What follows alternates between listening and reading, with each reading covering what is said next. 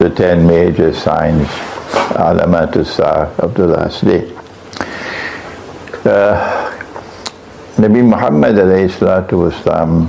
was passing by and his companions were sitting talking, and he asked, what are you talking about? And they said, we're talking about Alamatus Sa'ah, the signs of the last day. And then he made this statement that the last day would not come, and then he mentioned 10.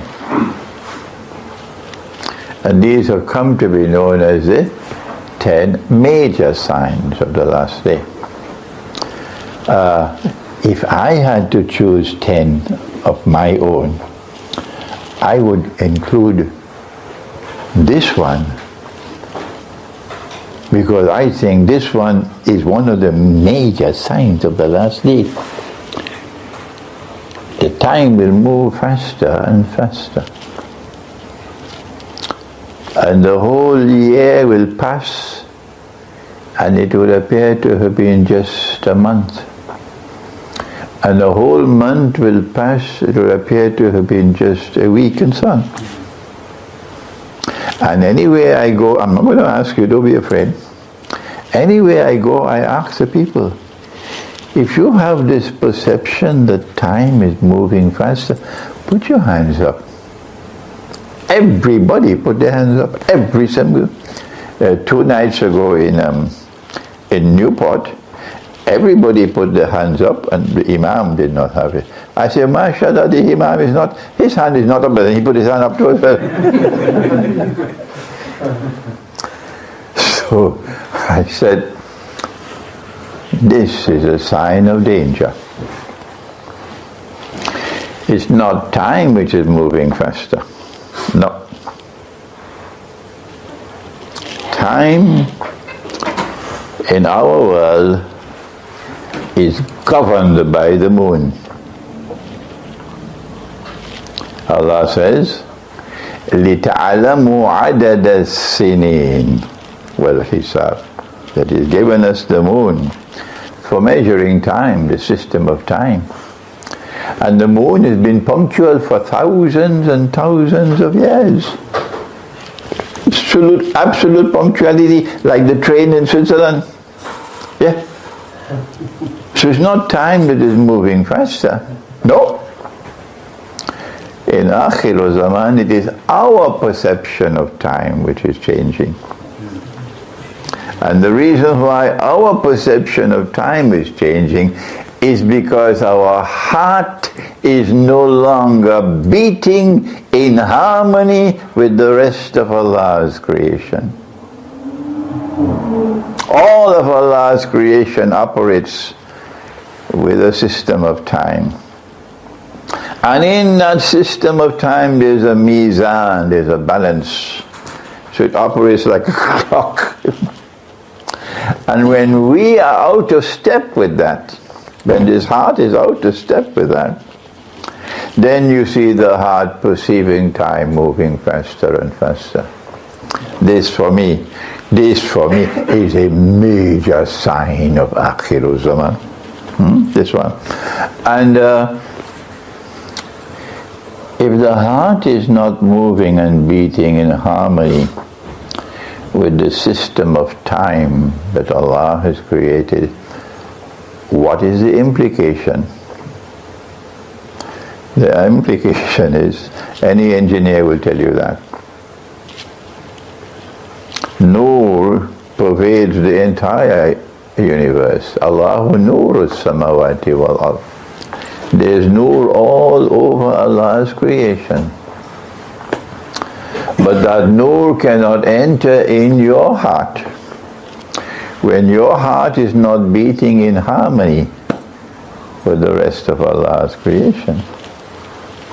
And if Noor does not enter in the heart, all that you have here is a degree from Oxford, like the Prime Minister of Pakistan. All that you have is a PhD from Oxford. But Noor does not enter into the heart, then you are internally blind. And if you are internally blind, forget it. You cannot understand the world in Akhir Zaman. What is Akhiru Zaman? End times. The end time, very good. You cannot understand the word in Akhiru Zaman if you do not have Nur. But more than that, this verse of the Quran shakes us up. Allah says, Man kana fi hadhihi a'ma fahuwa fil akhirati a'ma wa adalla sabil. Whosoever is blind in this world will be blind in the other world as well, and even more misguided. And we do not want to face Allah on Judgment Day in that condition. No? It'll be pathetic, because it's straight to Jahannam. وَلَقَدْ ذَرَأْنَا لِجَهَنَّمَ كَثِيرًا مِنَ الْجِنِّ وَالْإِنسِ. Huge numbers into the hellfire. Why? They don't have nur. They have eyes and they can't see. They have ears, they can't hear. They have hearts and cannot use the rational faculty. أُولَئِكَ كَالْأَنْعَامِ. They're just like cattle. And so I say that this sign is a major sign of Akhiru Zaman. How do we get the heart to return, to beat once more in harmony with the rest of Allah's creation? This is why I like this small gathering, because I can take my time. I can lecture for 3-4 hours, no problem. In the masjid I have to squeeze everything into 1 hour. Okay? So what do we do to bring the heart back? The answer is you have to get the heart to return to the moon. To return to the moon. To live with the moon. And when you live with the moon, because the moon is the heart of the system of time, وَيَسْأَلُونَكَ عَنِ الْأَهِلَّةِ قُلْ هِيَ مَوَاقِيتُ لِلنَّاسِ. That the moon is at the heart of the system of time. And to return to the moon means to return to the moon with the Quran. فَإِذَا قَرَأْنَاهُ فَاتَّبِعْ قُرْآنَهُ. This is first person plural, but allow me to use first person singular. And when I have recited the Quran, فَاتَّبِعْ Quran, you must follow that way of recitation. Command, yeah.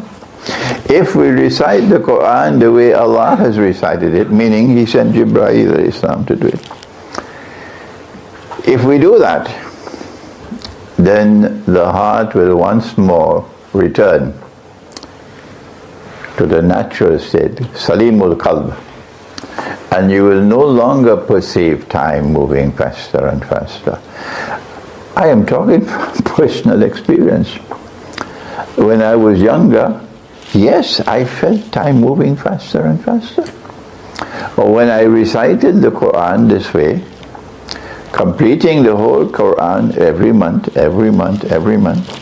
from cover to cover, I no longer perceive time moving faster. Yeah. I am the proof. You can do it. So if I don't want to ask you to raise your hands, no, not tonight. But if I come back to Birmingham, I'll ask you, do you perceive time moving faster? And that means you're not reciting the Quran. I'm writing this book now. It's almost finished. The Quran and the Moon, methodology for recitation of the Quran. It's almost finished now. And in this book we're teaching you the first juz is Surah Al-Baqarah. The whole surah, that's the first juz. Whoever it was who cut the surah at 141 and said this is the first juz, he had no authority to do that. And then he chopped the surah a second time at 252. And he said this is the second juz. He had no authority to do that. No. And Allah has condemned it. Let me give you this passage of Surah Al-Hijr. to wake you up. Because every copy of the Quran, or anywhere in the world you pick up, you see that. The Iranian, the word used in India and Pakistan, Iran is sipara. But the Arabs use the word juz, and plural of juz, ajza. So the first juz, anywhere in the world you go, the first juz is up to Surah Al-Baqarah, verse 141. Anywhere you go. And the second juz is Surah Al-Baqarah until 252. Yes. And Allah has prohibited this. وَقُلْ إِنِّي أَنَا النَّذِيرُ الْمُبِينُ. Tell them, O Muhammad alayhi salatu wasalam, I am indeed a warner. And when I warn in a way which is plain and clear, no ambiguity. Mubin. What is the warning? كما أنزلنا على المقتسمين. This warning is to be delivered from me. I am sending it down.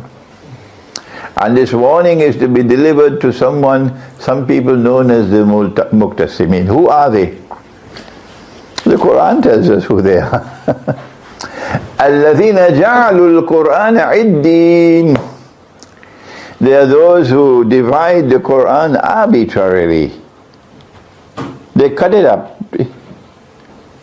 without authority for doing that. He, Allah, is the one who divided فَرَقْنَاهُ قُرْآنًا فَرَقْنَاهُ لِتَقْرَأَهُ عَلَى النَّاسِ عَلَى مُكْثٍ. So Allah divided the Quran. We cannot divide it. And then came the next ayah. The next ayah is shaking. فَوَرَبِّكَ. He's talking to Nabi Muhammad. I swear by your Lord, O Muhammad والسلام, by your Rabb, فَوَرَبِّكَ لَنَسْأَلَنَّهُمْ أَجْمَعِينَ بِمَا كَانُوا يَعْمَلُونَ. I am going to question every single one of them for what they have done to this Quran. Every single one of them will have to answer to me. It shakes you. So no, when we recite the Quran, the first juz, we recite the whole of Surah Al-Baqarah. Not me, I am not going to cut it at all. I don't have the time to take you all through the Quran tonight. But I'm writing this book, inshallah it should be finished soon. And this book will correct the mistakes we are making. And if you recite the Quran this way, the British have an expression. The test of the pudding is in the eating. It's a British expression. So if you recite the Quran this way, month after month, and then you no longer have the perception that time is moving faster and faster. It validates that this is correct. This is correct. And so when we come to Akhirul Zaman, although these are the 10 that are mentioned, I say these are not the only ones which are major signs. Number one, and they are not given in the order in which they will occur. There is a big word in English, chronological order, in order in time. We do not know the order in which these signs will occur, but we can use our reasoning faculty.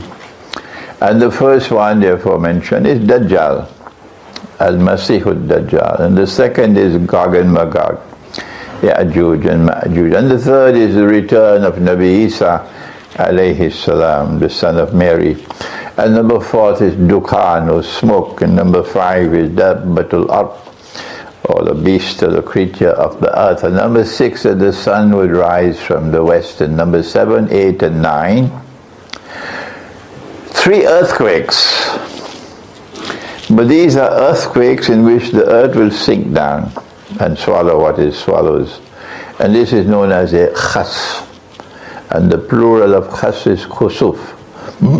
One in the east, one in the west, and one in Arabia. And number 10 is that the fire will come out of Yemen. And that fire will drive people to their place of assembly for judgment. I like this one very much. I gather the Saudi regime doesn't like this one at all. A fire will come out of Yemen and drive people to their place of assembly. Now then, we have to determine which of these are muhkam and which are mutashabihah.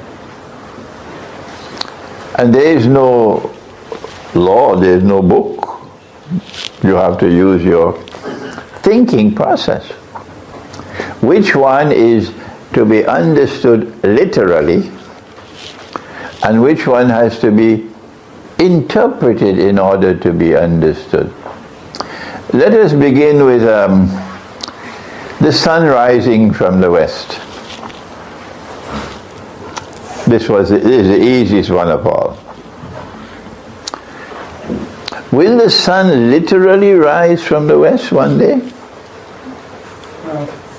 Or is this to be understood as mutashabihah, therefore to be interpreted? This is the question. Who will answer that question? Anytime you're looking for knowledge, the first place to search is in the Quran. That's right, the Quran. You can't go wrong. And in the Quran, what does Allah say? He says that the sun rises from the east. Yes? And Ibrahim alayhi salam then asked the king, why don't you cause it to rise from the west? My Lord causes the sun to rise from the east. You couldn't get a plainer statement than that. Why don't you cause it to rise from the west? So from this verse of the Quran, we know that the western sunrise is a false sunrise. And therefore this is mutashabihah. The sun rising from the west is a false sunrise. It is a sunrise that will attempt to replace the truth. To replace the truth which has come from Allah. And if I ask you, how old are you? I believe every single one of you will give me your date of birth and your age in accordance with the sun. I was born on the 10th of January. I was born on the 16th of April. And by that I am 30 years of age, I'm 35, I'm 40. Every single one. And you do that because the false sunrise has taken over from you. The false sunrise. When Allah says in the Quran that you must count the years by the moon, لِتَعْلَمُوا عَدَدَ السِّنِينَ وَالْحِسَابِ. So you should not be counting the years by the sun, you should be counting the years by the moon. Anyone differs with me? When the truth came to Makkah, Makkah rejected it. Because when you depart from the system of time that Allah has given, it affects the heart. Yes, it affects the heart. What Makkah did was, they wanted the lunar year to synchronize with the solar year. So and they remain with 12 months. Allah gave 12 months, so this year we stay with 12 months for 1 year. But every third year they would add an extra month so that the lunar year would synchronize with the solar year. And you know what Allah said about that? He said that is the road to increasing kufr, not just kufr. إِنَّمَا النَّسِيُّ زِيَادَةٌ لِلْكُفْرِ. Playing around with time like this and corrupting it. And so only the young people in Mecca, the young ones, accepted Islam. The slaves accepted Islam. But the barons and the lords of Mecca, they rejected. Because their hearts were corrupted. And guess what this false sunrise has done? You would be surprised if I tell you. The false sunrise has told us that yes, a year is comprised of 12 months. But now a month has nothing to do with the moon. A month can have either 31 days, or 30 days, or 29 days, or 28 days. Did you know that? Were you aware of that? And guess what happened when we accept that? And we abandon the moon. إِنَّمَا النَّسِيُّ زِيَادَةٌ لِلْكُفْرِ. When we abandon that Allah has given, and we embrace the false sunrise, we are damaging our hearts. This is the false sunrise. I've given you only one example. What the false sunrise has done to the system of time. And I can give you endless examples that the false sunrise has come to destroy the truth. The truth. Okay? And since you are born in Britain, you have an advantage. Since you are born in Britain, you have an advantage over your brothers in Egypt. You have an advantage over your brothers in Bangladesh. You have an advantage over your brothers in India and Pakistan. Because you know this society now. You know this civilization. And you hence are able to understand what is happening in the world. They are living an innocent life. They don't know it. They believe this is heaven. This is heaven. Who wants to go back to Egypt? Huh? You must be crazy. This is heaven. Egypt is hell. Huh? You would be able to go back and tell them. No, this is ziyadatun lil kufr. This is the road to increasing kufr. Huh? So we do not accept the view that the sun can literally rise from the west, because that would be in conflict with what Allah has said in the Quran, that my Lord causes the sun to rise from the east. Why don't you cause it to rise from the west? We therefore say that the sign of the sun rising from the west has to be understood and interpreted. And this is our interpretation. And when you interpret the Quran or you interpret the Hadith, you must say, Allah knows best. And only Allah can confirm the interpretation. So you never divide the Jama'ah. You never have boxing matches over interpretation. Good, I want to stop here and hear what are your views on this sun rising from the west. Let me enjoy the moment for... You are thinking people, aren't you? You think. You know Dr. Iqbal, the famous Pakistani scholar, he said this Ummah stopped thinking 500 years ago. So I have come to Britain to invite you to think. Yeah. Any comment? We've taken only one so far. We still have 9 more. But tonight I can take my time. I have enough time. We have one Egyptian here. Any more Egyptians? No more Egyptians, okay. Nobody any has a comment to make? Sebastian? I'm thinking. You're still thinking? Yeah? I originally thought it might be something to do with electricity or something, like the sun rising. I thought maybe it had something to do with light or something, like the discovery of like electricity, or how it's like changed the world and stuff. Proper methodology is to always show respect for the Quran. Absolute truth is located in the Quran. So you must first go to the Quran and then go elsewhere. You see? That is proper methodology. And when we go to the Quran, look at what the Quran says. My Lord causes the sun to rise from the east. Why don't you try to get it to rise from the west? It couldn't be plainer than that.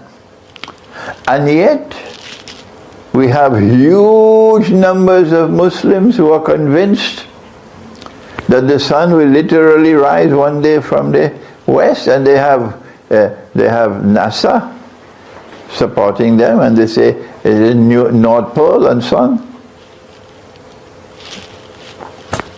Like the theory that the earth is flat. And they are bombarding me for every single direction with emails and so on. Check, the earth is flat, the earth is flat, the earth. Quran says the earth is flat. So I said, if the earth is flat, is it flat here where I'm standing? Yeah, it's flat everywhere, Sheikh, everywhere it's flat. I said, okay. Then would you be willing to join with me? Let's travel. If the earth is flat, it must have an end somewhere. It cannot go endlessly. I want to travel to the end of the earth. Would you come with me? Nobody's accepting my invitation. I said, if I travel from where I'm standing, don't tell me to go to the North Pole. Nonsense. If the earth is flat, is it flat here? And if I travel from here and I keep on traveling and I return to where I started, then your theory about the earth being flat is refuted. Simple. Proper methodology is to go to the Quran. And the Quran delivers many ayat on the subject. So now we finished the first one, that the sun would rise from the west. I didn't take Dajjal, I didn't take Gog and Magog, I didn't take Return of Nabi Isa alayhi salam, because you know this subject very well, most of you. Number 2, Dukhan. And this is the surah of the Quran. Dukhan. And we have to decide whether smoke, Dukhan, smoke, is it something muhkam or mutashabih? Mutashabih. It is to the Quran we must turn. Will there come a day when the whole sky will be filled with smoke? Is that possible? What does the Quran say? There's one surah of the Quran which is different from every single other surah of the Quran, in that Allah subhanahu wa ta'ala repeats one ayah 31 times. Which surah? Surah Ar-Rahman. فَبِأَيِّ آلَاءِ رَبِّكُمَا تُكَذِّبَانِ is repeated how many times? 31 times. So I really have to be sleeping and snoring, not to be alerted He's knocking on my head 31 times, and I still don't register nothing. Maybe that was too much biryani I ate. He is alerting us that in this surah there is knowledge you have to look for and search for it. We don't have the time to do Surah Ar-Rahman tonight, but in Surah Ar-Rahman there is an indication that Allah is going to deal with two people, both of whom are evil. And who are the two? People who reject the truth, people who have no belief in the hereafter, no, are godless people, tukazzibun. And who are the two people? Ya ma'shar al-jinni wal-ins. They are human beings and jinn. And I think Britain is already inundated with hordes and hordes of evil jinn. Yes, I believe that.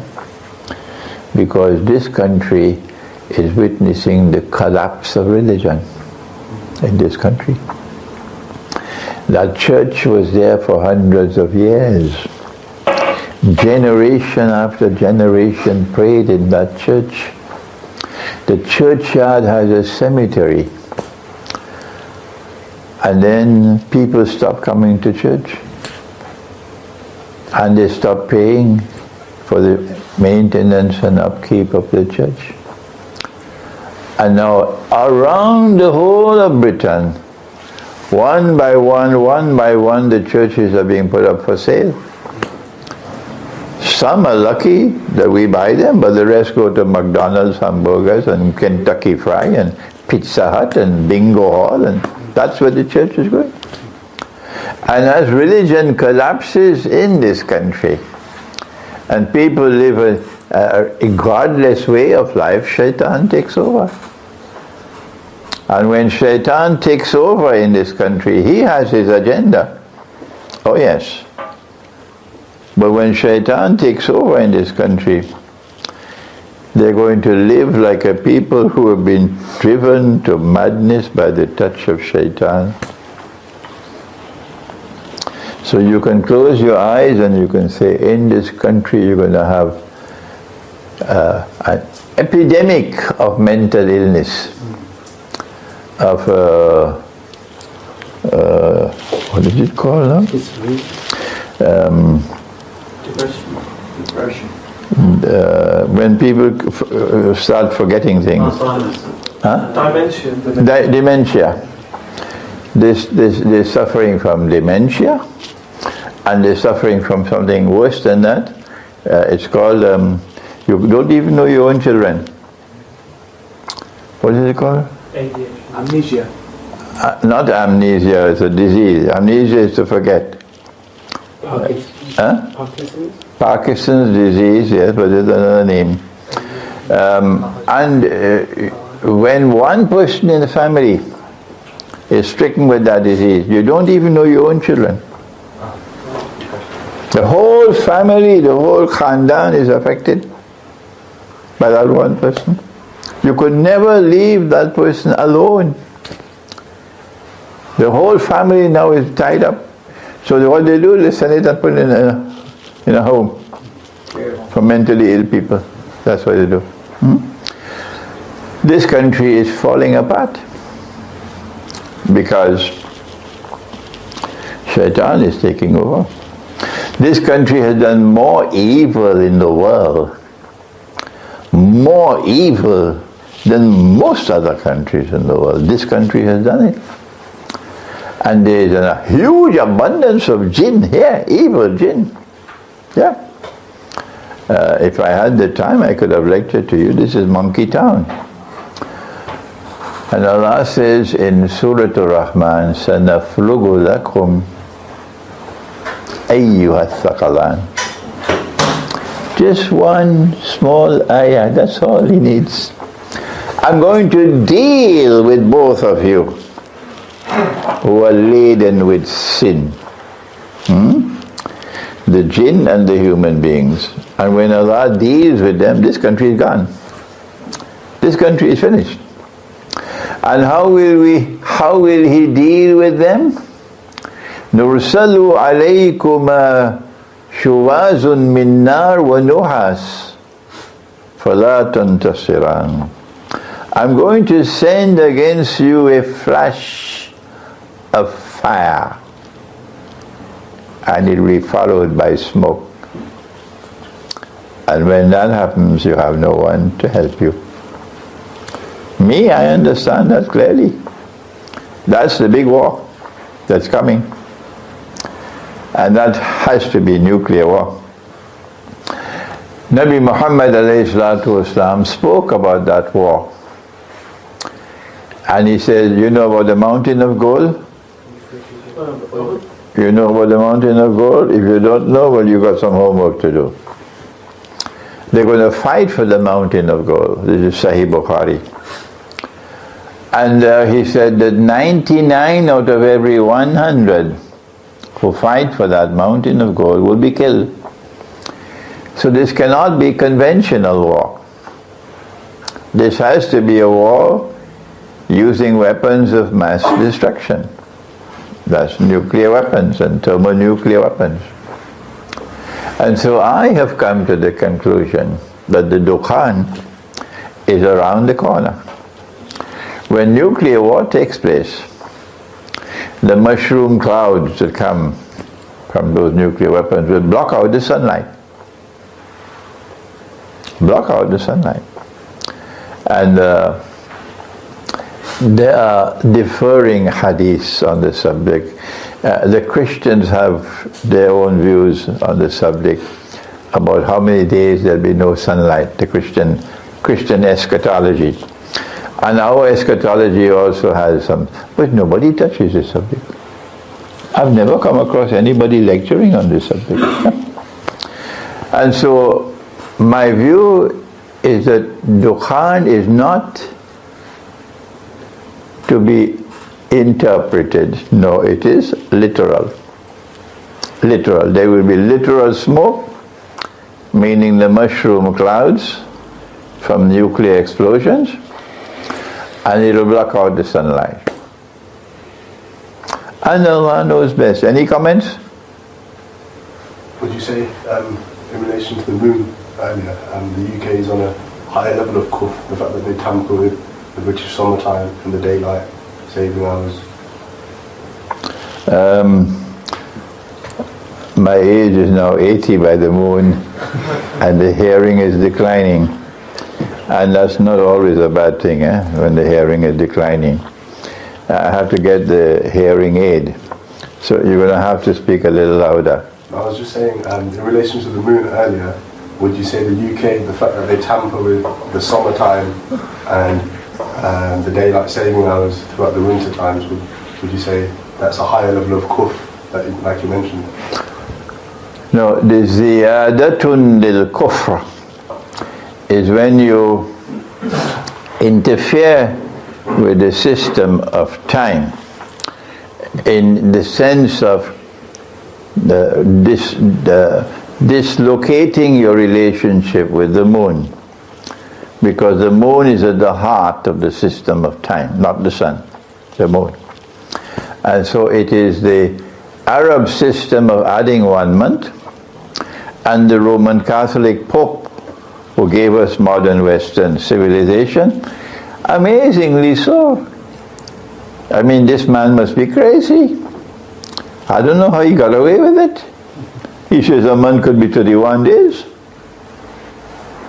How they come, they didn't throw him out of the Vatican? And a month could be 30 days, and a month could be 29 days, and a month could be 28 days, and the whole rest of the world accepted it like sheep. But daylight saving time and so on does not appear to me to affect the moon. No, yeah. Any comment on Dukhan? Okay. I have a very docile audience tonight. Either you're still thinking, or some of you are scared of me. I don't know why you're scared of me. I have just one question Yes. regarding this matter. You know, why Britain is more blessed than the third world countries like India, Pakistan? If you're saying that, you know, the shaitan is overtaking this country, why this country is more blessed than the third? In what way is this country blessed? Tell me. Like, you know, they have all kind of facilities, like we have all living facilities here, we have good living here. You have, this is I think the Prime Minister just reminded us, this is either the 5th or 6th most wealthy country in the world. And when you have wealth, you can do many things that poor people can't do. Now, did the wealth come to this country through barakah from Allah, or was it shaitan? Can you answer that question? Have you studied it? Have you studied how this country become wealthy? I know they have ruled all over the world. The answer is they have stolen the wealth of the world. They are thieves. You must call a spade a spade. They have stolen the wealth of the world through riba, the banking system and the monetary system, but we have the brains of donkeys. We don't study the subject. Yeah.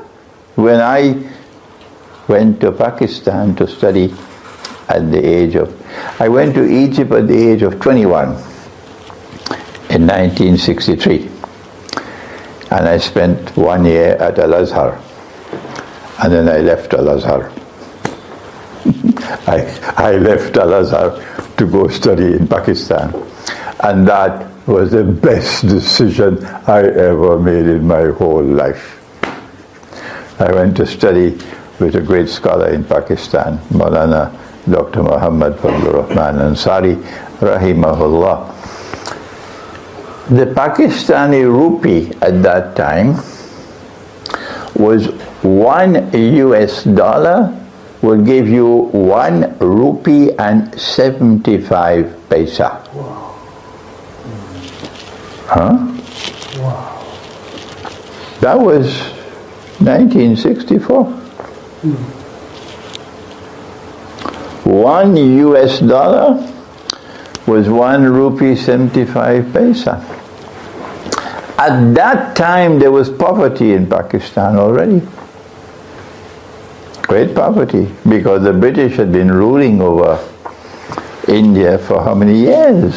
Yeah. And today $1 is about 140, 150 rupees. And if Pakistan ever makes the mistake to try to get out of the hole in which they are, as slaves today, just try to get out, the rupee will go to 1,000. And this country will remain rich. Yes, this country is rich. Well, how did this country become rich? Stealing the wealth of the world. If you work, yes, and you earn your livelihood on the basis of your wealth and your intelligence and your scientific know-how and so on, that is halal. That is halal. We don't have any problem with that. But when you have a monetary system, when I use the term monetary system, they don't even know the meaning of the word monetary system. And yet they are Maulanas and Muftis, and they're giving fatwa. Forget the ones who graduated from Oxford. I'm talking about our scholars.